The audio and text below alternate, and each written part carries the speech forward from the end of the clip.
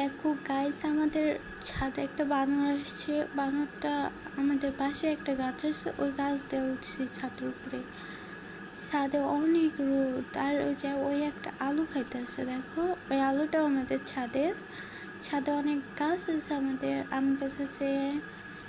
আমি ভাবতেছি যে না আম খাই ফেলে ওর যে আমার বিশ্বাস নাই। আমি অনেকক্ষণ ধরে এই রোদের ভিতরে এই যে ভিডিও করতেছি, দেখো। আর বানরটা মনের সুখে ওই আলুটারে খাইতেছে। এটা মনে হয় কারো পালা পোষা একটা বানর, মনে হয় ছুটে চলে আসছে। না এখানে কই থেকে আসবে?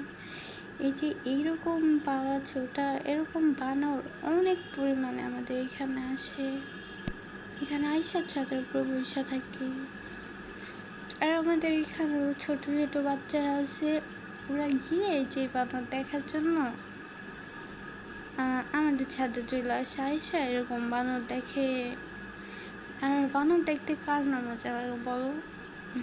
বানর তো ছোট থেকেই সবাই অনেক পছন্দ করে, দেখে।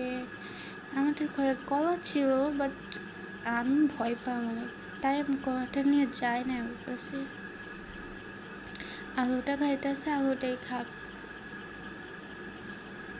দেখো কেমনি খাইতেছে একদম।